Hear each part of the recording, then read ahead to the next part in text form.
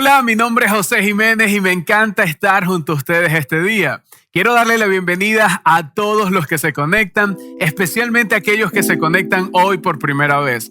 Y quiero darte las gracias. Gracias a cada uno de ustedes que ha apartado un poco de su tiempo para conectar junto a nosotros, pero también por dejarnos entrar en su hogar, por dejarnos entrar en su oficina, por dejarnos entrar incluso hasta en su automóvil o en cualquier lugar donde te encuentres. Y ha sido un tiempo extraordinario todo lo que hemos aprendido estas últimas semanas. Pero no solo queremos que conectes tú, sino que también pueda conectar toda la familia. Así que si tú no has conectado con nosotros o no has conectado a tus hijos con las enseñanzas y los recursos que tenemos para ellos, queremos animarte a que vayas a nuestra página web yosoyglobal.org/ambientes y allí puedas disfrutar junto a tus hijos y en familia todas estas herramientas que hemos preparado para ustedes. No te quiero quitar mucho tiempo, solo pedirte que te pongas cómodo, que busques para tomar algunos apuntes y que disfrutes de lo que hemos preparado para ti este día. Una de las cosas que más me llama la atención y me encanta estudiar son las historias de desconversión. Siempre me pregunto qué lo ha desencadenado. Por lo general es un proceso, a veces es provocado por un evento y por lo general es negativo. Y cuando hablo de historias de desconversión, hablo de gente que abrazó un día la fe y luego dijo, ¿sabes qué? No creo en nada de esto. Y lo mismo ocurre con la conversión. Sí, las personas a menudo llegan a la fe o regresan a la fe después que sucede algo malo y miran hacia arriba y encuentran a Dios y ello los lleva a abrazar la religión.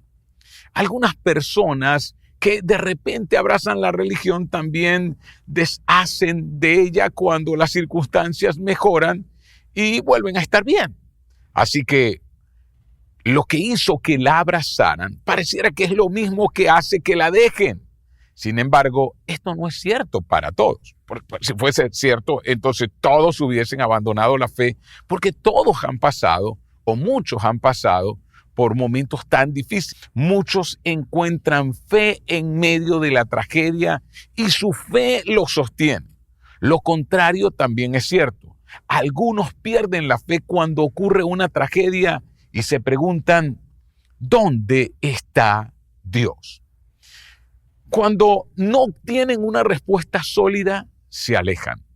Pero esas historias no son tan comunes como podrías pensar. Lo he visto personas incluso que estaban cerca de Dios, que en medio del dolor, y cuando pasó el dolor como que dijeron, como que no era tan en serio, y abandonaron la fe. Algunas son todo lo contrario, y esta es la razón. Aquellos que aprovechan la injusticia y el sufrimiento como argumento en contra de la existencia de Dios, usualmente aprovechan la injusticia y el sufrimiento experimentado por otras personas, no por sí mismos. En otras palabras, aquellos que miran la injusticia y el sufrimiento en los niños que mueren de hambre o en los inocentes que son asesinados, entonces argumentan en contra de la existencia de Dios diciendo, si Dios existiera entonces, ¿cómo puede permitir tanta maldad? Y son personas que ellos ni siquiera conocen. Señalan el sufrimiento general en el mundo. Dicen, hay tanto dolor, hay tanta hambre, hay tanta injusticia. No puede existir un Dios bueno. No puede existir el Dios que nos hablan las Escrituras. Has escuchado el argumento y tal vez lo has hecho tú mismo. Tal vez tú mismo has dudado de la existencia de un Dios bueno. Ahora, el argumento es este. Si Dios es bueno, ¿por qué hay tanta injusticia y sufrimiento en el mundo?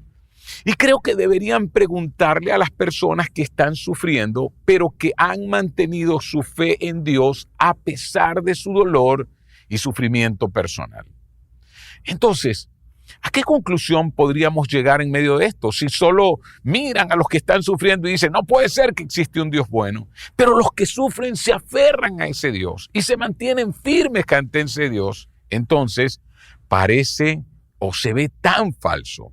aprovechar el sufrimiento de las personas que creen en Dios como evidencia de que no hay Dios.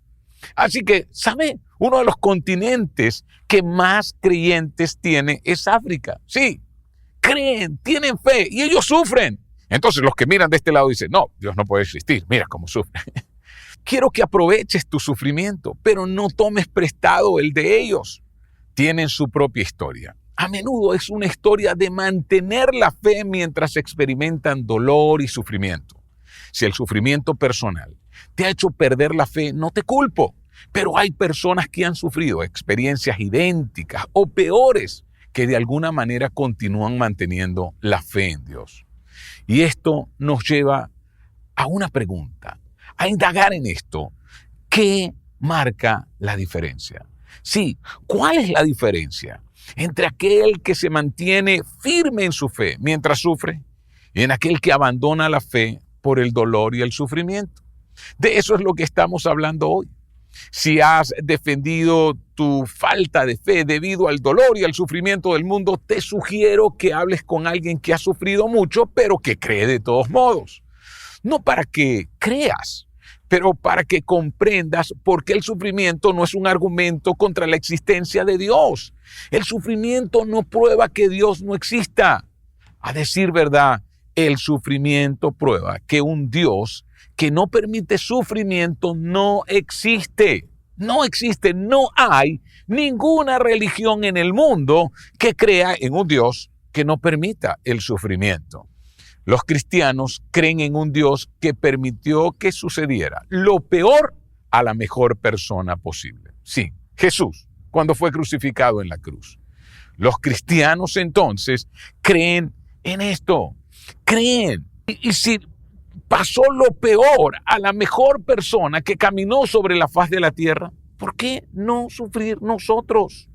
Hemos entendido que eso es así y eso es perturbador, pero eso es lo que creemos porque es lo que sucedió. Y hoy llegamos a nuestro quinto y último ingrediente catalizador de la fe en nuestra serie Full Fe, recargando tu fe en un mundo vacío.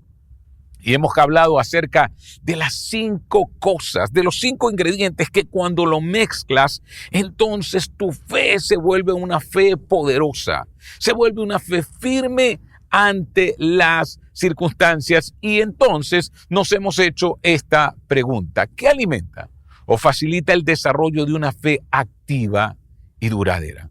¿Cuáles son estos ingredientes? Y entendemos que entonces que existen 5 catalizadores de la fe. El primero que vimos, aprendizaje práctico, y todo esto está grabado acá en nuestro canal, así que tú puedes ir y repasar, o si no lo has visto, tú puedes conectarte y verlo por ti mismo. Aprendizaje práctico, en otras palabras, creemos que lo que aprendemos es aplicable, que la aplicación lo es todo. Ministerio personal, que cuando servimos y hacemos nuestra parte, vemos a Dios hacer su parte y eso hace que nuestra fe crezca. Relaciones providenciales, que Dios usa a personas, que cuando vemos lo que Dios hace en otros, entonces nuestra fe crece, pero que también nosotros podemos ser esa relación que Dios trae a la vida de otros para que su fe crezca. Y lo cuarto, que lo vimos la semana pasada, disciplinas privadas o disciplinas privadas que espirituales. ¿Cuáles son esas cosas que realmente hacen que nuestra fe crezca en intimidad con Dios? Y hoy entonces entramos a este quinto ingrediente: circunstancias. Circunstancias. Y escúchame, son las circunstancias las que más van a hablar de Dios a tu vida. ¿Por qué? Porque no estás leyendo la Biblia a cada minuto, a cada segundo, pero estás viviendo circunstancias todo el tiempo. A cada segundo hay circunstancias que están aconteciéndote. Ahora, hay unas que realmente hacen crecer nuestra fe y son las circunstancias cruciales.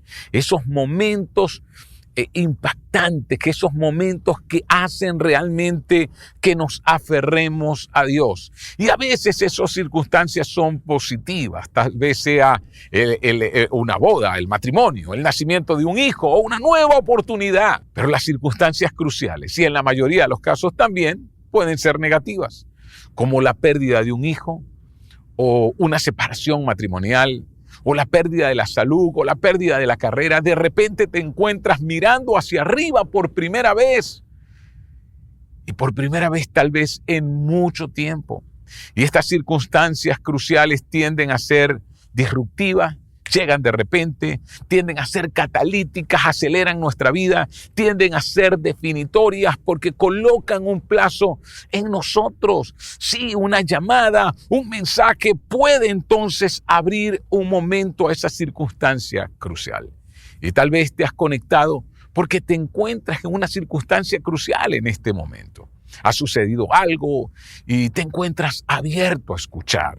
Y estás un poco nervioso por ello, porque estabas bien. Y luego, de repente, no lo estabas. Lo tenías todo resuelto. Y luego, no lo tienes como pensabas. Y te interesaste o volviste a interesarte por la fe y volviste a hacerte preguntas acerca de Dios. Y me encanta la frase de C.S. Lewis en su libro El problema del dolor. El dolor insiste en ser atendido. En otras palabras, no espera, por eso usamos analgésicos. No susurra en nuestros placeres. Habla a nuestra conciencia, pero grita en nuestro dolor. En medio del placer solo susurra. Dios nos habla en la conciencia, pero cuando hay dolor, entonces allí vemos a Dios gritando. El dolor es un megáfono para despertar a un mundo sordo. Percibimos el carácter de Dios de una forma más profunda en medio del sufrimiento. Nuestra autosuficiencia se descarapela y podemos ver lo débiles que en verdad somos en medio de esas circunstancias cruciales, como lo son las dolorosas, las tristes, las difíciles. Y escucha, quizá en esta etapa de la vida es como si el dolor y el sufrimiento te hubieran despertado y estuvieran haciendo que tú te hagas preguntas que importantes por primera vez en mucho tiempo. ¿Estamos bien sin Dios? Es verdad, hasta que no lo estamos. Sin embargo, los autores del Nuevo Testamento abordaron el tema del dolor de frente, no como disimulando o encubriendo o tratando de disculpar a Dios. No como si estuvieran tratando de encubrir una inconsistencia entre un Dios bueno, pero que a la vez permite el dolor. No, ellos sufrieron físicamente y fueron perseguidos. Sin embargo, de alguna manera mantuvieron su fe, creyendo que Dios seguía siendo bueno. A decir verdad, las pruebas son pruebas. Son un examen en la vida. Las dificultades son pruebas que están delante de nosotros. Y la pregunta es si pasaremos ese examen o no. Y Santiago, el hermano de Jesús, quien se convierte a él después de su resurrección y luego es asesinado por su fe antes de que fuera asesinado, él escribe una carta a la iglesia del primer siglo y él lo enseña de esta manera diciendo, pues ya saben que la prueba de su fe. Él dice, si es fe, va a ser probada. La prueba de su fe, entonces, produce constancia.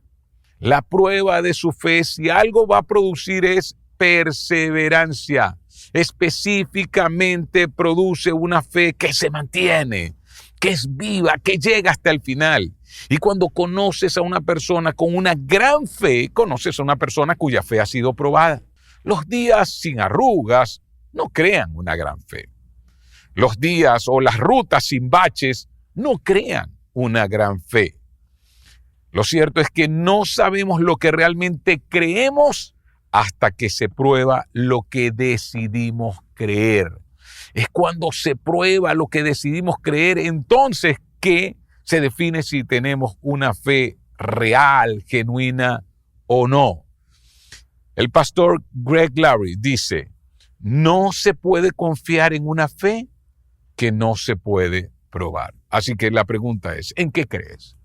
Porque si crees realmente en ese Dios que muestran estos hombres que siguieron a Jesús, entonces tu fe va a ser probada. Y si nuestra fe no ha sido probada, realmente no sabemos si creemos lo que decimos creer. Jesús aprovechó esto para probar la fe de los discípulos.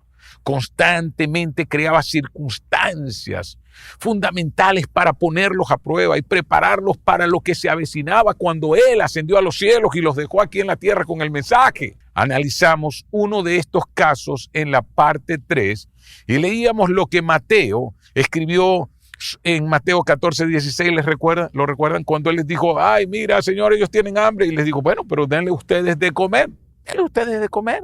Ustedes mismos pueden hacerlo. Sí, escucha, esto es tan importante. Hacia el final de su ministerio, Jesús le dice a Pedro, tu fe en mí está a punto de ser probada a lo grande. Y sí, la fe de Pedro iba a ser probada. Pedro sentiría que él estaba en peligro de muerte. Y Lucas registra esto. En Lucas 22, 32 y 33, Jesús le dice a Pedro, pero yo he orado por ti para que no falle tu fe. Pedro se siente ofendido. Señor, si yo te he seguido, yo he estado contigo, yo me he mantenido firme. Sin embargo, Jesús está diciéndole, hey, tu fe va a ser probada. Tu fe va a ser probada. Y Pedro pensaba que su fe ya había sido probada. Y cuando su fe fue realmente probada, esa misma noche, él falló. Porque era un examen sorpresa y no estaba listo. Negó a Jesús 3 veces. Vio a Jesús ser crucificado y se escapó. Otro fracaso. Ahora bien, pasa la resurrección y Jesús restaura a Pedro. Lo busca y ahora lo pone a cargo. Y aproximadamente 2 meses después, Pedro y Juan son arrestados por sanar a un hombre lisiado fuera del templo y causar disturbios. Ellos sanan a este hombre y la gente lo conocía, sabía que siempre lo sentaban allí, así que toda Jerusalén está asombrada de lo que está viendo. Los funcionarios los metieron en la cárcel por una noche y a la mañana siguiente fueron llevados ante los sumos sacerdotes, sí, Anás y Caifás. Y ellos entonces les hacen esta pregunta, ¿con qué poder y en nombre de quién hicieron ustedes esto? Ahora, ¿quiénes son estos hombres que están preguntando, que están indagando? Son los mismos hombres que entregaron a Jesús a Pilato y lo llevaron a la muerte. Pero ahora vemos un Pedro cuya fe había sido probada y por el cual Jesús había orado, que tiene una actitud diferente ante el dolor o ante el sufrimiento. Y ahora veamos lo que ellos contestan. Sepan pues, todos ustedes y todo el pueblo de Israel, que este hombre está aquí delante de ustedes, hablando del cojo que había sido sanado, sano gracias al nombre de Jesucristo de Nazaret, crucificado por ustedes, incluyendo a Anás y a Caifás, pero resucitado por Dios. Pero resucitado por Dios. Pedro es directo y habla sin titubeos delante de ellos. Ahora, escúchame, Pedro tenía razones para sentir temor, porque Pedro había visto lo que le habían hecho a Jesús. ¿Y qué nos dice entonces? Dice que los gobernantes, al ver la osadía con que hablaban Pedro y Juan y al darse cuenta de que eran gente sin estudios ni preparación, quedaron asombrados y reconocieron que habían estado con Jesús. Sí, su cercanía a Jesús se había manifestado externamente y eran las circunstancias cruciales que les estaban tocando vivir las que mostraron en qué era lo que realmente creían. No era solo algo que creían, Jesús era algo que los había transformado. Su relación con Jesús los había transformado, los había hecho otros hombres y los gobernantes y Anás y Caifás ahora lo estaban viendo. Eran parecidos a Jesús por su cercanía con él. Escucha, ¿qué son entonces las circunstancias cruciales? Son cosas que tú no produces. Son cosas que tú no sabes que van a venir, pero que Dios sí sabe que van a venir. Así que las circunstancias cruciales fortalecen nuestra fe o de lo contrario pueden socavar nuestra fe. Los momentos difíciles son definitorios. Esto me devuelve a mi pregunta anterior. ¿Qué marca la diferencia? ¿Qué es lo que hace que hombres y mujeres que pasan por el dolor se aferren a Dios y crezcan en su fe y otros sencillamente lo usen como una excusa para abandonar su fe? Hay 3 cosas que marcan la diferencia y quiero que estés muy atento a esas 3 cosas. Lo primero es ¿En qué creemos? Sí, ¿en qué creemos? ¿Dónde están basadas nuestras convicciones? Las personas que pierden la fe debido a un cambio en su suerte generalmente tenían una fe defectuosa para empezar. Ese es el qué. ¿En qué creemos? Ese es el qué. Donde se basa, está el fundamento. Por eso es importante tener una fe centrada en Jesús y no en las circunstancias. De lo contrario, lo que haremos es asumir lo que no es cierto y reclamar lo que no se promete. ¿Y cuántas personas se debilitan en su fe porque están diciendo, pero ya va, yo creía que, yo pensaba que, y van a tantos pasajes de las escrituras que en el Antiguo Testamento o cosas que le ocurrieron a otros y comienzan a decir, yo pensé que así como ocurrió allí iba a pasar conmigo, yo le di 7 vueltas, que no cayó nada. Y escúchame, la segunda cosa es que tienes que tener a las personas adecuadas a tu alrededor. Si no tenemos gente para que contextualizar el dolor y el sufrimiento, sacaremos todas las conclusiones equivocadas y lo primero es el qué, lo segundo es el quién. Sí, ¿a quién escuchamos? ¿Quién está a tu alrededor? ¿Quién te está instruyendo? ¿Quién ha pasado por el dolor y te puede ayudar? Y siempre digo, ¿quién mejor para ayudar a alguien que está saliendo de las drogas que alguien que estaba allí? ¿Quién mejor para ayudar a una madre que ha perdido a su hijo que a una que ya lo perdió? En Juan 9, Jesús y los 12 apóstoles van caminando y ven a un joven ciego y los apóstoles preguntan a Jesús, hey, un momento, Señor, ¿quién pecó? ¿Ese hombre o sus padres? Afortunadamente, ¿quién estaba allí? Era Jesús. Y Jesús estaba allí para ayudarlos a pensar y les dijo, ninguno. No es así como funciona el mundo, porque era lo que los judíos les enseñaron, lo que ellos pensaban. A la gente buena le va bien, a la gente mala le va mal. Pero Jesús sabía que algunas veces a la gente buena le va mal. Y Jesús lo replantea para ellos. Juan 9:3 lo registra, dice, sino que sucedió para que la obra de Dios se hiciera evidente en su vida, para que la obra de Dios se hiciera evidente en su vida. Es lo que hace el Señor. Y esto nos lleva entonces al tercer aspecto que marca la diferencia entre alguien que sufre y se mantiene aferrado a su fe. ¿Cómo lo enmarcaremos? Lo primero es qué creemos, lo segundo es a quién escuchamos, lo tercero, ¿cómo lo enmarcaremos? La interrupción, el dolor y el sufrimiento son inevitables. A veces es más la regla que la excepción. El sufrimiento pone a prueba nuestra fe y tiene el potencial de quebrar nuestra fe, pero cuando se ve a través de la lente adecuada, tiene el potencial de fortalecer y hacer crecer nuestra fe. Es por eso que debemos orar, Señor, quiero ver como tú ves. Ayúdame a ver estas circunstancias y enmarcarlas como tú las enmarcas y a identificar tu mano en esto. ¿Qué marca la diferencia? ¿En qué creemos? ¿A quién escuchamos? ¿Y cómo lo enmarcamos? Son esas 3 cosas generalmente las que marcan la diferencia entre las dificultades que edifican la fe, que hacen una fe más fuerte, y las dificultades que desafían y socavan la fe y hacen que la gente abandone su fe en el Señor. Y escúchame, muchas veces tenemos que cantar, necesito que vengas ahora, que mi mundo está al revés, como dice la canción Amén, de la familia Montaner. No sé si la has escuchado. Necesito que vengas ahora, que mi mundo está al revés. Y cuando podemos ver a Dios en medio del mundo al revés, es más probable que mantengamos y fortalezcamos nuestra fe en medio de las circunstancias. En la víspera de los 3 días que reducirían la fe de los discípulos a cenizas, en momentos antes que Él fuera crucificado y que los discípulos sintieran tanto miedo de correr la misma suerte, sentir que todo se había acabado.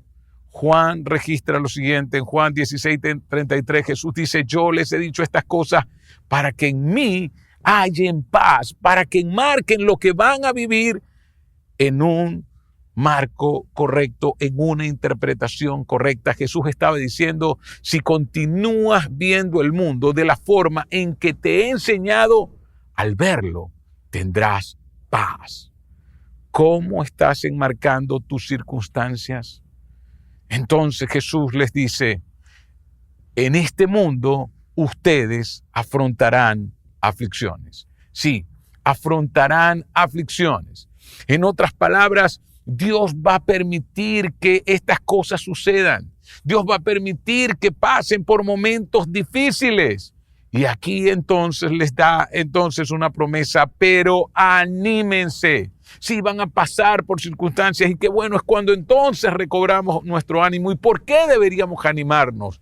Les dice entonces, anímense, yo he vencido al mundo. Yo he vencido al mundo. Y de seguro has escuchado esto una y otra vez. Tengan fe, confíen en mí. Sitúenme, apóyense en mí. El mundo está roto. El Padre Celestial y fiel, las personas cercanas a la acción que siguieron los pasos de Jesús lo confirmaron luego. Él ha vencido al mundo. Él ha vencido al mundo y hay personas a tu alrededor que también lo confirmarían. En medio de sus problemas, su fe lo sostuvo. Después, su fe es más grande y se vuelve más audaz y se vuelve más fuerte. Así es la fe después que es probada, como la fe de Pedro. Sí, Pedro niega a Jesús, pero luego habla valientemente porque había visto a Jesús resucitar. Así que quiero dejarles unas preguntas para discutir allí en casa, en familia. Lo primero, ¿conoces a alguien que haya llegado a la fe después de haber sido despertado por el megáfono del dolor? ¿A quién conoces que atravesó un gran dolor? Quizá tú mismo. Entonces quiero que pienses, ¿por qué muchas personas en medio del dolor entonces abandonan la fe? No puede ser que lo mismo que los trajo a la fe sea lo que los aleje de ella. Lo segundo, ¿cómo ha sido probada su fe personal? ¿Cómo ha sido probada tu fe personal? ¿O cómo ha sido probada esa fe de alguien que conoces y que en medio del dolor se mantuvo firme? ¿Cómo está siendo probada tu fe? ¿Está siendo probada en este momento? ¿Hay una circunstancia difícil? Quizá emigraste, no consigues trabajo, quizá estás en deuda, no sé qué estés atravesando, quizá tu matrimonio esté en medio de una prueba. ¿Acaso esa es la excusa para abandonar la fe o más bien para aferrarte más a tu Dios? Y lo tercero, ¿cuál debería ser tu respuesta la próxima vez que la vida te tome de sorpresa? Porque quizá acabas de salir de un sufrimiento o estás a punto de entrar o acabas de entrar. ¿Cómo debe ser tu respuesta en medio del dolor? De las cosas que Dios usa para hacer crecer nuestra fe. Las circunstancias cruciales es ese ingrediente que no elegimos. Nos elige a nosotros. Y cuando lo hace, debido a Jesús, que no esquivó el sufrimiento, sino que lo eligió, gracias a Él, podemos seguir creyendo. Anímense, yo he vencido al mundo, sabiendo que nuestra fe no es en vano. Permíteme orar por ti en este momento. Señor, yo quiero darte gracias por ese hombre, por esa mujer, por ese jovencito, esa jovencita que está allí detrás de esa pantalla. Te pido que en medio del dolor y del sufrimiento, su fe sea fortalecida, que las circunstancias cruciales lo acerquen más a ti, le fortalezcan más, le muestren, Señor, tu poder en medio del dolor, tu fortaleza en medio de la dificultad, que su fe que está siendo probada y que es mucho más preciosa que el oro o cualquier riqueza, Señor, se mantenga perseverante, fuerte y que cada uno de nosotros llegue a ser como Pedro, que después que su fe fue probada, se volvió más valiente, más firme en su vida. Gracias te damos porque tú hoy nos has hablado. Gracias por estos 5 catalizadores de nuestra fe, por estos 5 ingredientes, que no los olvidemos y que cada día, en medio de las situaciones que vivamos, tomemos mano, echemos mano de ellos para seguir adelante. En el nombre de Jesús. Amén y amén. Así que no olvides los 5 catalizadores y mantén cada uno de ellos como una práctica constante en tu vida y verás cada vez crecer más tu fe hasta el día final.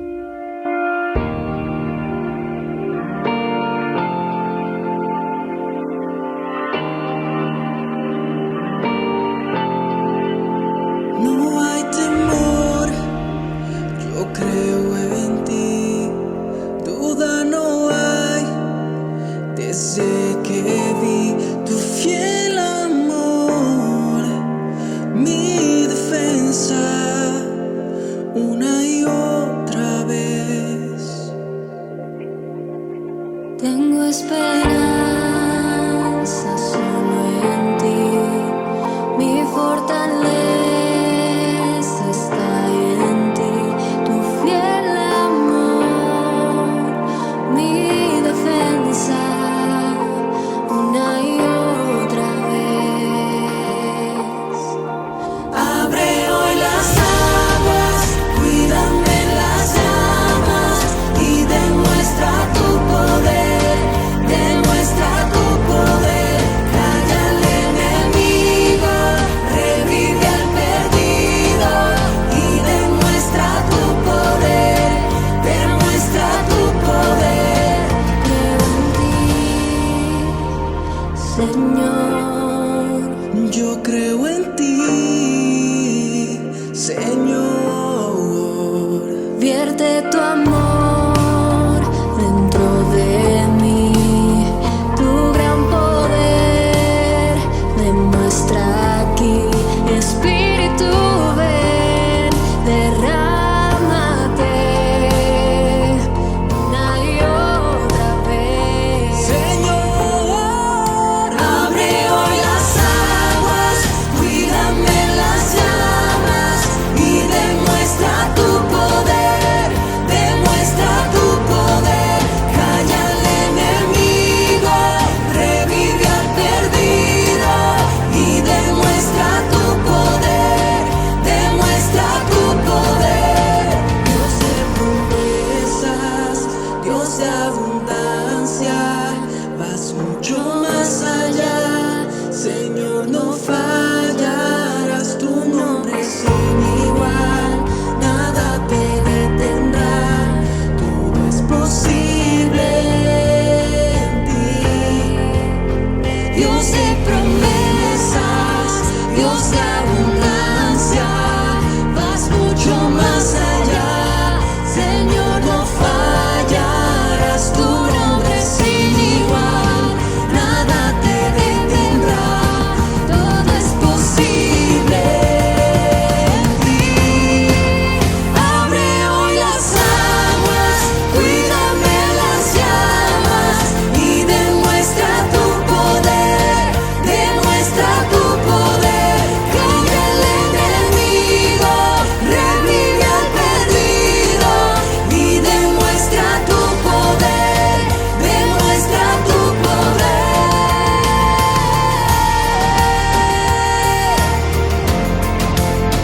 Creo en ti, Señor. No hay temor, yo creo en ti, duda no hay, desde que vi tu fiel amor, mi defensa, una y otra vez.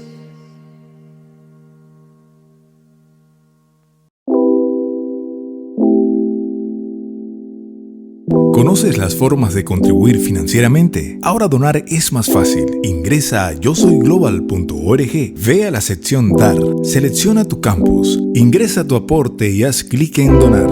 Gracias por conectarte junto a nosotros. No olvides seguirnos en nuestras redes sociales, suscríbete a nuestro canal de YouTube Global Online y comparte esta reunión con otros.